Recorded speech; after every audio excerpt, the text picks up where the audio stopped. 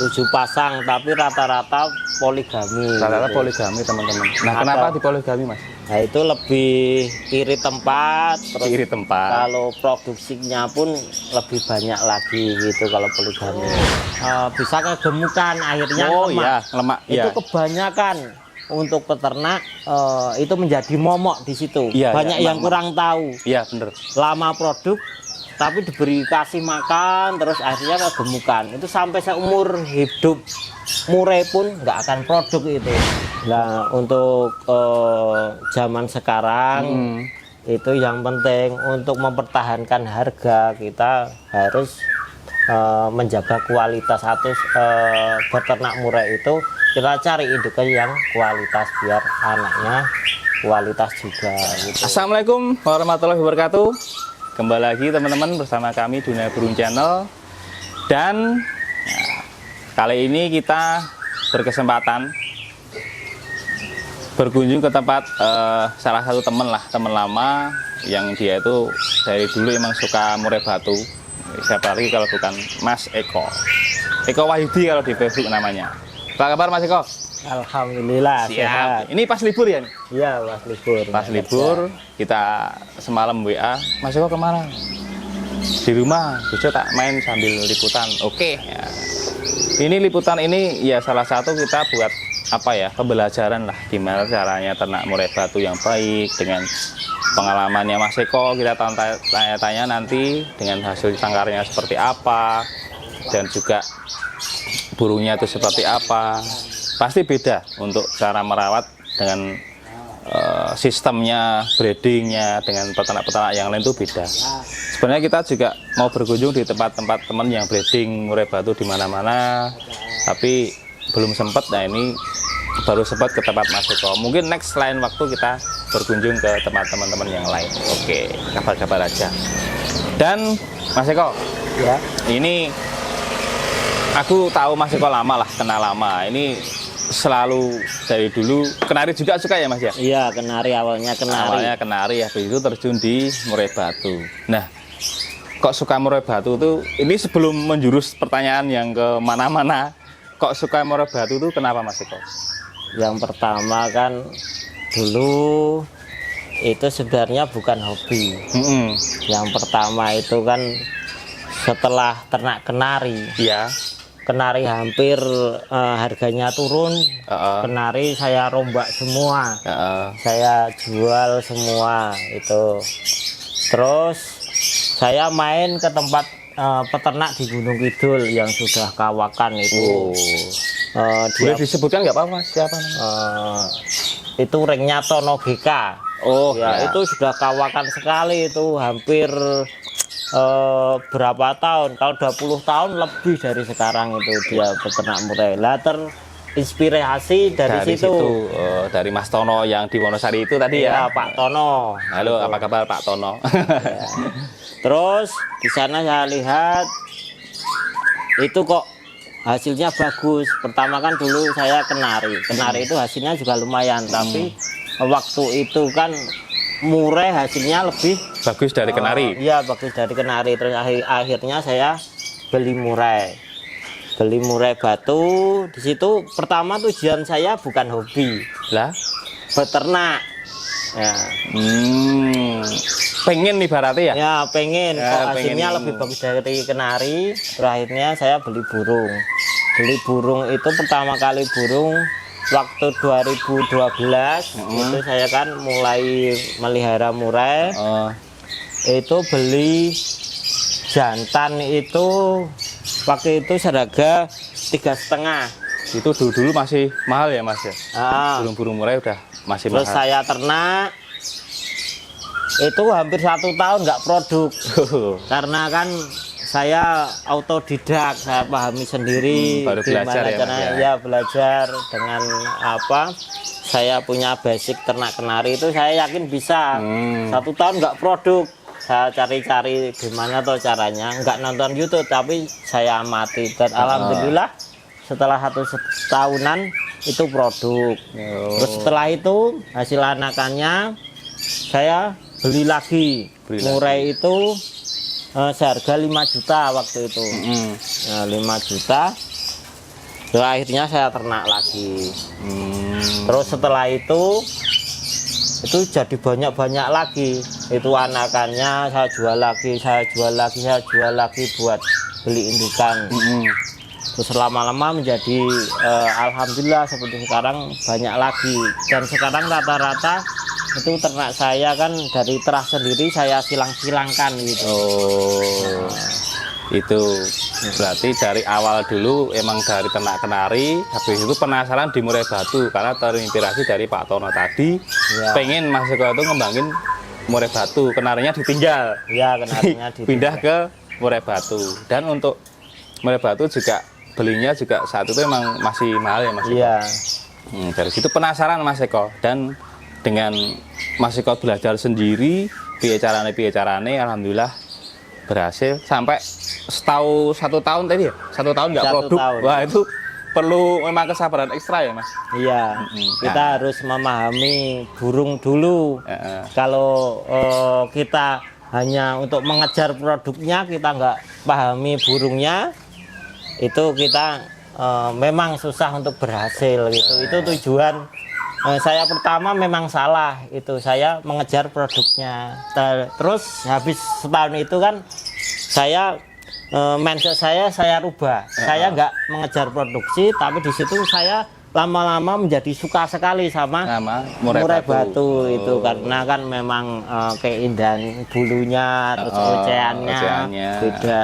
Apalagi kalau ekor panjang. Iya, kalau berawal dari hobi itu memang kita memang sukalah. Insya Allah nanti kalau berternak mudah gitu.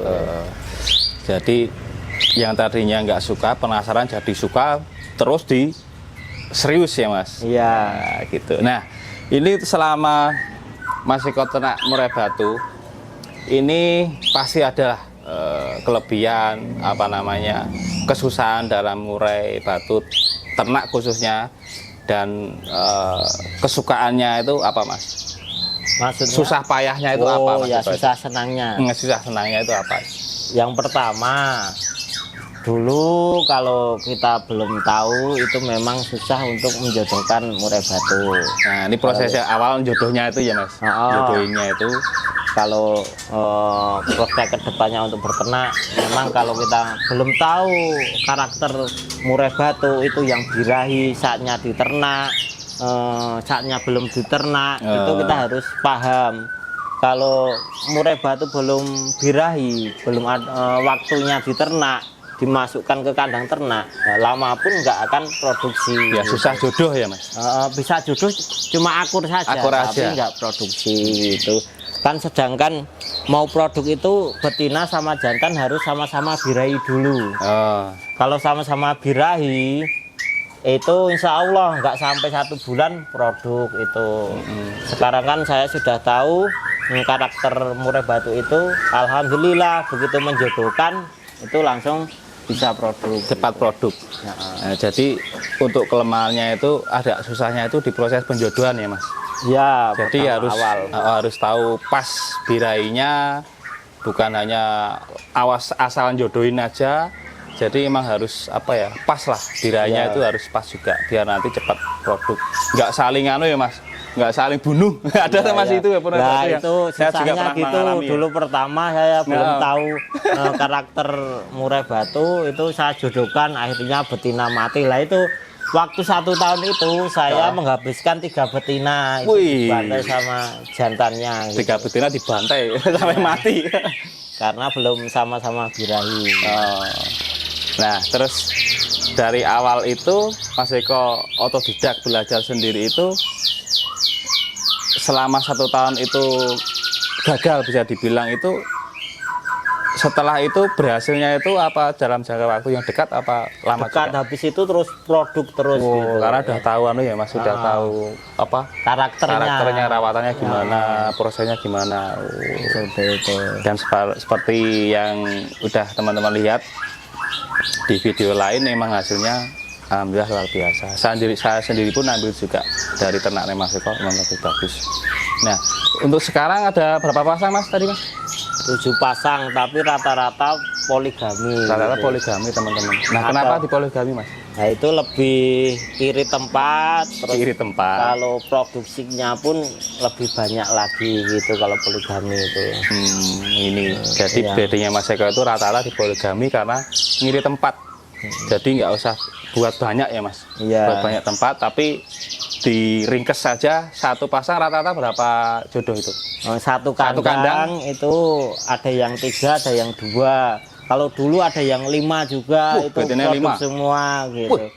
Tapi kan susahnya kalau poligami, kalau sudah awal itu 5 ekor ataupun 3 ekor, setelah yang 2 mati, katakanlah tua gitu, mau ditambah lagi itu susah. Pasti itu nggak akur gitu. Berarti pejantannya harus perkasa teman-teman. Betinnya 5 ya. Nah itu untuk mengantisipasi itu biar pejantannya semakin tetap on fire di kandang gimana Mas? Kalau betinnya 5 itu? Nah Betinnya itu 5, dari 3. pola makan itu dari Oh, jantannya. iya. Kan makanan utama saya itu kan untuk ternak main apa itu jangkrik sama ulet Jangkrik. Hongkong. EF-nya hanya itu? Ya hanya itu aja. Ulet Hongkong itu selalu saya kasih tiap hari. Oh, berarti uletnya itu pokoknya di standby di situ ya Mas? Iya. Kalau jangkriknya? Jangkriknya juga. Tapi Di stok ya? di stok. Tapi kendalanya apa? Kalau kita stok, setelah saya pelajari beberapa tahun ini, kalau kita stok banyak-banyak, selama murai batu itu belum produksi, itu bisa kegemukan, akhirnya Oh lemak. iya, lemak. Itu Iya. kebanyakan untuk peternak itu menjadi momok di situ. Iya, Banyak iya, yang kurang tahu. Iya, bener. Lama produk tapi diberi kasih makan terus akhirnya kegemukan. Itu sampai seumur hidup murai pun nggak akan produk itu. Seperti itu. Lah solusinya ada. Gitu. Nah, Selama murai batu itu belum produk, itu makanannya kita kita takar. Takar. Heeh. Uletnya gimana, jangkriknya gimana? Terus nanti setelah produk lah itu baru full gitu. Oh, gitu. Kalau sudah produk full pun nggak akan kegemukan gitu. Jadi untuk ngasihnya uletnya itu pagi atau sore atau gimana itu? Nggak ukuran kalau saya ulet Hongkong kan kayak Yuk, gitu aja ya? Iya, kayak akan nutrisi kan ulet Hongkong. Kalau untuk reproduksi sangat bagus sekali. Oh. Itu malah saya menjadi makanan utama. Dan jangkrik pun saya milih ulet Hongkong. Kalau jangkrik mahal banget, terus nggak ada jangkrik, saya kasih ulet Hongkong tok. Banyak banget sampai nggak habis satu hari pun. Itu nggak masalah kalau produksi gitu. Itu biar mencegah biar nggak ngelemak itu gimana Mas itu? Kalau tidur Hongkong terus itu? Lah itu tadi sudah saya katakan kan, sebelum produksi jangan dikasih makan terlalu banyak. Diagak-agak teman-teman. Menjadi ukuran, katakanlah kita ikut harian aja kan. Kalau hariannya jangkrik waktu disangkar itu 55, ya kita untuk menambah birahi itu kasih 10-10 sama betina. Seumpama betinanya 1 ya kasih aja pagi 20, sore 20. Gitu. Pur kita siapkan kalau sebelum produk. Kalau di kandang dipur nggak? Nggak ya Mas? Di dalam kandang dikasih fur nggak? Sebelum produk saya kasih sekarang. Oh, untuk beberapa tahun ini kan sudah saya pelajari kan. Kalau terlalu banyak effort akhirnya lemak itu nggak bakal produk sampai seumur hidup. Ini sebenarnya kunci. Banyak orang yang belum tahu di situ. Gitu. Berarti Mas Eko juga pernah mengalami dulu murahnya ngelemak juga pernah ya? Wah itu juga pernah lemak sampai sini apa? Benjol-benjol itu ya, Mas? Benjol-benjol. Saya korban YouTube, nonton di YouTube, saya operasi sendiri. Oh, Saya operasi lemaknya itu. Saya jahit sendiri. Karena kurang profesional ya. Akhirnya mati murainya di situ. Jadi ngelemak disodet teman-teman. Nah, padahal waktu itu saya beli murai 3,5 juta. Waktu itu sudah mahal ya, 2012 gitu. Nah, akhirnya mati gitu. Lah itu menjadi pelajaran. Pengalaman. Biar nggak ngelemak lagi. Biar nggak ngelemak lagi kan seperti itu. Ya, susah payahnya juga banyak ya Mas? Iya, ngelemak terus itu betina dibanteng. Terus kalau sakit memang jarang kalau di kandang ternak itu. Seperti itu. Kita harus memahami kalau beternak itu kita memahami karakter murai batu gitu. Birahi jantan sama betinanya harus bareng pas. Harus pas. Itu nanti cepat produksi seperti itu. Betul teman-teman. Jadi jangan mikir senangnya dulu murai batu, ternak murai batu tuh jangan mikir senangnya dulu, tapi pasti ada resikonya ya Mas. Iya, kalau memang kalau kita mengejar produksi, ya itu emang tujuan utama sih ya Mas. ya kebanyakan orang berternak murai batu kalau awalnya mengejar produksi, mengejar hasil itu kebanyakan gagal, terus bosan gitu. Bosan, kalau diawali dari hobi, dari itu, hati, dari hati itu akhirnya berhasil juga. berhasil juga ya. Nanti rezekinya juga lancar sendiri. Begitu Mas Eko juga, saya juga selalu kesini ya Mas, kita sharing-sharing, saya juga belajar sama Mas Eko. Tapi Mas, aku produk ini dingin ini, alhamdulillah produk. Rawatan burung ini ada yang susah, alhamdulillah juga udah ketemu. Ya itulah kita sharingnya begitu. Itu tadi salah satu apa ya namanya problematika dalam beternak murai batu. Dan kalau untuk keuntungannya Mas, nah ini keuntungannya gimana menurut Mas Eko? Nah, memang Nih, sebelum saya Mas Eko menjawab, dari murai batu itu bisa beli mobil teman-teman. ini Mas Eko, kita jelaskan lagi untuk kelebihan murai batu, ternak murai batu. Ternak murai batu itu memang menggiurkan ya. Ya, menggiurkan. Dari dulu sampai sekarang gitu. Kalau dulu itu memang beda sama sekarang. Tapi saya cerita yang dulu. Ya. Yang tahun-tahun dari dulu.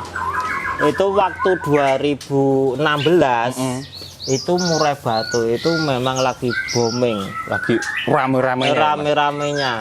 Anakan seperti apapun itu langsung laku semua, sampai inden-inden itu. Waktu itu kan waktu 2015 sama 16 itu produksi saya alhamdulillah lancar banget, satu bulan bisa panen banyak gitu ya. Alhamdulillah waktu itu satu bulan bisa bersih itu untuk pakan ya. Pakan itu sebulan saya kira-kira itu habis 1 juta gitu. Untuk kalkulasi hitungan beli pakan. Waktu itu. Terus untuk hasilnya itu bersih bisa sampai 7 juta sampai 10 juta waktu 2015-16. Itu belum mengejar kualitas loh. Itu baru asal laku aja. Asal laku aja. Itu sampai begitu. Akhirnya beberapa tahun saya bisa nabung, beli itu gerobak itu, sama bisa beli motor ya. Pokoknya bisa menghidupi lah, bisa bangun rumah, macam-macam itu dari murai batu, dari hasil murai batu awalnya. Terus semakin lama untuk beternak saya itu mengejar kualitas. Zaman sekarang itu kita kan harus mengejar kualitas untuk beternak murai batu. Kalau kita tidak mengejar kualitas, akhirnya nanti murai batu bisa murah. Gitu. Caranya untuk sukses beternak murai batu itu kita cari indukan yang kualitas seperti itu. Itu utama sekarang supaya harganya lebih bisa stabil, relatif, nggak turun. Nggak turun. Kalau kualitas insya Allah itu banyak anakan yang cepat laku gitu. Lakunya pun ya tetap lumayan ya Mas. Lumayan gitu. Tapi menurut Mas Eko yang menilai dengan peternak yang sekarang ya mungkin ajar-ajar murai yang banyak karena Mas yang dijual agak murah-murah itu menurut Mas Eko gimana itu? Nah itu untuk yang menyebabkan murai batu murah itu kan sekarang banyak pemula yang ternak murai batu itu asal ternak aja. Dia tidak memilih kualitas murai batu. Dia belinya murah, terus dia ternak, produksi jadi dia pun jualnya kan jadi murah juga gitu. Beda lagi kalau kita ternak kualitas. Nah, kita nggak mungkin jual murah, indukannya kan kita belinya juga mahal, dan untuk apa membuktikan kualitas itu kalau bisa kita lombakan dulu indukan itu, ataupun anak-annya dari hasil tangkaran kita lombakan, kita sampel biar terbukti anak-annya itu berkualitas seperti itu juga menunjang harga breedingan kita juga tetap mahal ya Mas. Iya. Nah ini bisa dibisikin Mas, setelah gonta-ganti murai-murai indukan ini Mas Eko dengan breedingnya sekarang itu kalau jual anaknya berapa itu Mas? Ya maksimal macam-macam, tergantung kualitas burung kita. Satu indukan pun itu saya terkadang jualnya macam-macam. Ada yang indukannya berarti ya? Ada yang 2,5, ada juga saya jual trotol itu 3 juta, bahkan pastol itu 4 juta. Karena apa? Itu tunggale, bahasa Indonesia tunggale apa? Satu terah dari anan itu rata-rata dibeli orang itu berprestasi. Jadi kan mau jual murah itu eman. Ya alhamdulillah banyak yang inden juga ini kan yang terah itu. Yang paling bagus itu kan zaman sekarang kan seri F, ya, lagi banyak yang juga dicari gitu. Jadi indukan Mas Eko yang ibaratnya harganya relatif masih agak tinggi itu yang seri F-nya ya Mas ya? Iya. Yang anaknya siapa Mas namanya itu yang sering dilombakan itu? Wironggo. Itu nanti kita bahas anak Wironggo itu kayak apa. Itu kalau trotolnya yang terahnya yang Wironggo itu berapa Mas? Yang paling tinggi sendiri itu kan? Ada juga yang 3.000, ada 3,5, ada yang 4.000 gitu. Tapi itu anu ya Mas, ngeluarin kadang ekor pendek, kadang ekor panjang ya itu ya? Iya, itu kan karena apa, betinanya itu terah ekor panjang dari ternakan saya sendiri. Jadi itu bisa keluar pendek, walaupun pendek tapi nggak pendek banget, biasanya sampai 18 cm. Ada juga kan yang itu sampai 24 cm Wironggo itu mabung, yang ini kan ketiga itu 24 cm. Wih, 24 cm. Dan bahkan untuk gayanya dia bertarung pun punya 2 karakter loh. Itu saya kira. Yang saya beli kayak pentret itu degek-degek itu teman-teman. Yang ini rata-rata sujud tapi durasi istimewa ya Mas. Iya. Nah itu kok bisa, itu gimana menurut sampean pemahaman karakter indukan itu? Apa dari mbah-mbahnya ya Mas? Iya juga, itu berpengaruh kan kita kalau kita lihat murai batu itu kan gen itu memang berpengaruh sekali. Dari gen ya. Ya. Mungkin yang mengikuti gennya jantan itu bisa juga itu degek-degek. Kalau gennya betina itu kan sebenarnya yang gen betina itu sujud-sujud neken gitu. Jadi dari apa ya, bisa dari gennya itu ikut yang mungkin dari turunan yang lama bisa ya Mas ya? Iya. Bisa. Karena bingung juga, ini satu indukan tapi punya 2 karakter, aku juga bingung. Soalnya saya beli dari sini juga di rumah itu. Jadi yang saya bedakan di sini sama di rumah aja, pembawa lagu memang bagus ya Mas.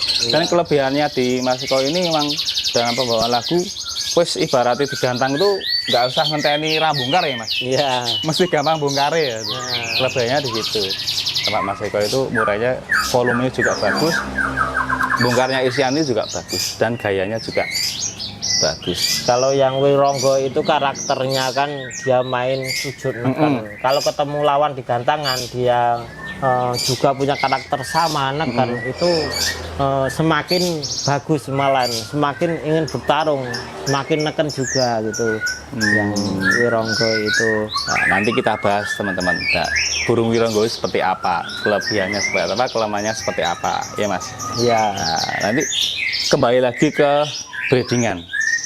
Nah, kalau untuk selama ini Mas Eko menjalankan breeding, ini kan pasti ada apa ya?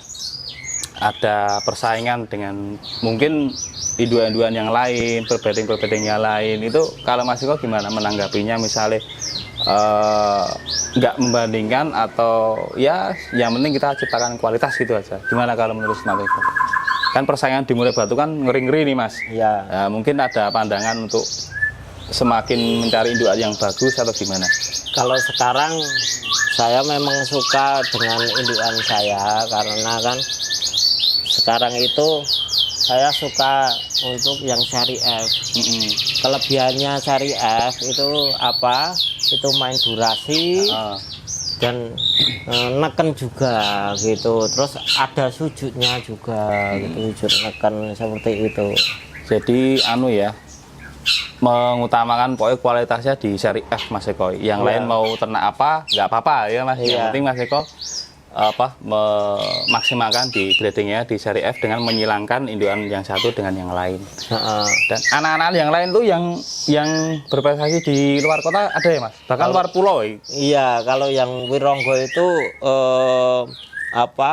terahnya itu tunggal-tunggal ya, atau kakaknya ataupun adiknya itu di luar kota banyak yang berprestasi seperti di Gresik, di Sumatera, terus ada juga itu di beberapa tempat lah, itu dulu di Sleman. Itu akhirnya itu banyak yang mencari itu yang darahnya itu yang seri F itu. Yang paling laris emang seri F-nya ya Mas, yang terahnya Wironggo itu ya. Yang lain-lain baru nyempel dulu ini ya. Baru nyempel. Yang lain itu kemarin juga prestasi dibeli teman, pastol itu 8 bulan digantang, itu udah jalan. Itu terah yang mana Mas? Itu terahnya yang itu tadi yang kandang mana? Yang tengah. Yang kandang tengah. Oh iya. Yang kandang tengah itu kan itu betinanya juga seri F. Itu satu tangkaran, satu tutasan sama induknya betinanya Wironggo, satu tutasan gitu. Kan dulu kebetulan keluar 3 itu betina semua gitu. Oh gitu. Jadi ada yang terah lain dari indukan lain ada yang mulai udah berprestasi teman-teman. Nah ini Mas Eko mulai mulai menilai ini. Wah ini bagus, wah nanti yang kurang bagus silangkan lagi gitu ya. Itu kelebihannya Mas Eko dari induk-indukannya itu saling menyilangkan, tapi bukan hanya sekedar menyilangkan, tapi untuk mengetahui hasilnya ya Mas. Mas Eko juga mesti nyampel sendiri ya Mas? Ya, saya sampel anak-anak sendiri, nanti kan untuk pembuktian gitu. Seperti apa kualitas dari anak-anak induk ini seperti itu. Jadi nggak harus repot-repot beli ya Mas? Iya, kita cari aja itu indukan yang ini dia punya karakter sujud, indukan yang ini dia punya karakter roll. Nah, kita silangkan biar nanti sujud ngerol itu, biar enggak cuma sujud tok tapi dia punya roll yang bagus gitu, punya tembakan yang bagus gitu. Kita harus pandai-pandai menyilangkan gitu. Dari pemahaman karakter indukan ini disilangkan yang ini, hasilnya kita sampel dulu.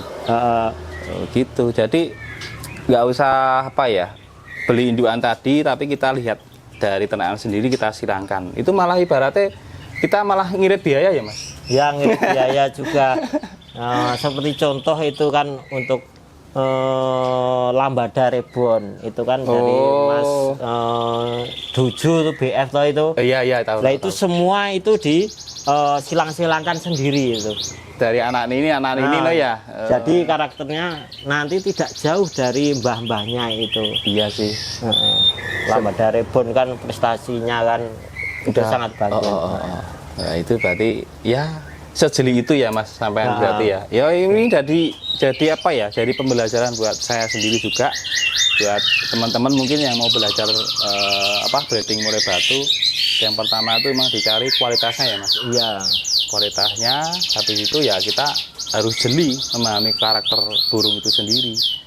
Itu sih. Nah untuk zaman sekarang itu yang penting untuk mempertahankan harga, kita harus menjaga kualitas atau beternak murai itu kita cari indukan yang kualitas biar anaknya kualitas juga gitu. Jadi enggak terus murah gitu, enggak gitu. Itu penting teman-teman. Jadi yang indukan itu yang kualitas sudah terbukti bagus juga ya Mas.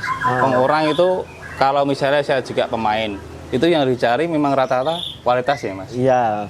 Kalau cuma untuk rumahan ya mungkin ayo sekedar bunyi aja ya Mas. Ya sekedar bunyi ada, cari yang murah, kebanyakan seperti itu kan kalau untuk rumahan. Iya sih, rata-rata gitu. Bahkan kalau yang beli buat rumahan itu ada jiwa faktor pengen menggantang, rata-rata malah kadang banyak yang penasaran loh Mas. Punya murai di rumah hanya buat rumahan tapi mau ikut teman-teman digantang. Ternyata kurang, dia ketagihan beli yang baru. Itu ada Mas, teman-teman banyak Ya yang itu gitu. malah membuat ramai gantangan. Iya, betul. Kalau udah ramai kan murai batu itu tetap stabil juga gitu. Kalau ramai itu sudah hukum pasar lah. Tapi saya kira itu murai batu enggak seperti labet masuk hancur, Oh, iya, anjlok enggak. Kan banyak yang kemarin berpikir nanti harga murai batu anjlok gitu ya Mas. Ya enggak ya Mas. Enggak seperti labet gitu. Karena seperti Mas Eko juga tetap mengadakan kualitas, jadi biar harga nggak turun ya Mas. Iya. Ya ini perlu dicontoh kalau saya sendiri ya. Saya sendiri juga dulu kena murai batu juga belajar dari Mas Eko juga dengan teman-teman dan teman-teman pebreeding di Bantul juga banyak. Ya saling tukar ilmu ya Mas Eko ya. Iya iya. Gitu. Ada tips Mas buat teman-teman mungkin yang mau belajar breeding murai batu, mungkin ada tips nggak? Ya tipnya itu tadi. Yang cari kualitas itu ya? Iya yang kualitas, terus kita lihat cara penjodohannya. Itu harus birahi, itu sama-sama bareng antara jantan dan betina. Kita jaga foodnya, pakannya gitu. Terus untuk nutrisi perlu sekali kita jaga. Itu untuk nutrisi itu bisa melalui jangkrik juga, bisa ulet Hongkong juga bisa. Caranya gimana? Jangkriknya kita kasih makan yang nutrisinya bagus, seperti dedaunan atau apa yang mengandung banyak nutrisi gitu. Kroto main nggak? Kroto dikasih nggak Mas? Kroto itu saya jarang banget untuk yang ternak. Biasanya kalau sekarang ya saya main kroto itu biar indukannya itu sehat, anaknya sehat. Ketika habis panen, habis panen saya kasih kroto biar apa? Fit nanti kalau mau kawin lagi gitu. Cuma seperti itu enggak terus-terusan saya kroto karena saya nggak suka begitu banyak kroto. Selain harganya mahal itu nanti kalau kita beli kroto di pasaran takutnya kroto itu basi. Dan akhirnya apa, murai batu menjadi sakit ya gitu. Banyak anakan yang mati gitu. Ya hati-hati kalau yang mati. Kalau beli kroto hati-hati Mas, harus beli yang seger itu ya, yang fresh. Bahkan kadang kalau ada yang lewat di depan rumah itu ya beli beli itu. Ya itulah. Anak-anak aneh Mas Eko juga udah terbukti di lapangan. Ya, Wironggo itu prestasinya di mana aja Mas itu sebelum kita tutup? Ya itu kan untuk plat brand itu banyak sekali, tapi nggak pernah saya post share. Oh emang begitu Mas Eko. Terus untuk anniversary, cup, event itu di mana di Niten itu juga juara 2, di Prambanan juga juara 2 gitu. Itu rata-rata nomor kecil ya Mas? Iya rata-rata nomor kecil gitu. Kebanyakan kalau bawah itu pasti nganu lah. Hoki ya? Hoki lah, walaupun kadang juga kalau di event besar itu musuhnya berat-berat yang kualitas. Yang sering keluar di YouTube itu ada juga nominasi, paling enggak balik tiket gitu. Enggak ya nggak kalah, nggak zong ibaratnya, walaupun di nomor besar ya Mas. Ya padahal lawannya ngeri-ngeri, burung-burung YouTube katanya. Burung YouTube yang sering keluar di YouTube itu. Ibaratnya ya bisa dibilang udah mengimbangi lah Mas ya.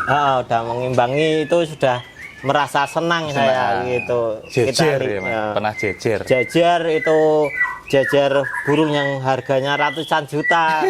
Tahu kualitas burung kita, ngelawan burung itu, kita sudah senang. Kualitas burung kita seperti itu. Berani. Nah, itulah teman-teman. Jadi kuncinya di sini untuk breeding di murai batu itu suka dulu murai batu dari hati, suka dulu. Habis itu tekun, pahami karakter burung itu sendiri. Kalau mau breeding ya nanti dilihat karakternya. Terus yang paling utama itu tetap andalkan kualitas burung ya Mas Eko. Biar untuk ya kita nggak munafik kalau untuk breeding murai batu itu emang di samping bisa nambah rezeki ya Mas, Iya. untuk penghidupan kita. Karena kalau punya yang kualitas itu harga juga tetap stabil bagus. Jadi Iya. bisa ya buat nempur beras. Dan menyating murai batu itu nggak gampang. Nggak gampang. Nah, itu jadi harus tahu paham karakter Untuk juga. apalagi untuk lomba. Beda harian untuk lomba. Kalau harian kan untuk asal gacor itu gampang. Sebenarnya murai batu asal gacor itu. Karena basic kita Mas Eko juga di lomba ya Mas nanti. Iya. Ujuk-ujuknya nanti hasil tangkaran juga endingnya nanti untuk lomba. Gitu. Gitu Mas Eko, ngobrol kali ini kayaknya udah banyak kita obrolkan, udah lengkap ini dari pengalaman Mas Eko, jerih payah ternak murai batu, hasil keuntungan itu bisa buat beli mobil, anakan juga bisa berkualitas, jualnya juga apa? Enggak murah, relatif juga alhamdulillah masih mahal, dan juga induk-indukan juga apa ya? Enggak selalu beli indukan, tapi menyilang-nyilangkan dengan induk-indukan yang lain, hasil-hasil anakan yang lain, alhamdulillah terbukti bisa berkualitas, bersaing di lomba dengan burung-burung yang papan atas. Ya, kapan-kapan bisa juga kan kalau ingin tahu itu kerjanya Wironggo bisa dilihat di tangan atau di shoot gitu. Dunia Burung Channel siap mengikuti. Wah, shoot. Besok ala ganda main di mana Mas? Paling dekat. Untuk kali ini ya, Belum karena habis mabung bulu masih basah, kan masih meraba-raba settingan. Agak santai dulu mainnya. Agak santai dulu, nanti kalau sudah top perform kita mainkan lagi. gantang lagi ke event-event yang lebih besar gitu. Kabar-kabar ya Mas kalau mau main kita Ya, ikuti, insya kita shoot perawatannya, settingannya gimana, lomba des gitu. Ya. Oke Mas Eko, gitu dulu teman-teman ngobrol-ngobrol kali ini sama Mas Eko dengan tukar ilmu dan pengalaman yang pasti nggak menggurui ya Mas. Ini secara pengalaman untuk apa breeding murai batu pasti beda dengan rawatan-rawatan yang lain, pasti beda. Ya itu udah perawatannya sendiri-sendiri ya Mas. Iya, itu tiap peternak itu Pasti sendiri-sendiri. Beda-beda. Beda-beda. Yang penting ada hasil yang baik dan juga bisa selalu melestarikan murai batu. Oke Mas Eko, lain waktu kita jumpa lagi. Terima kasih. Assalamualaikum warahmatullahi wabarakatuh. Waalaikumsalam. Thank you Mas. Sip. Ya.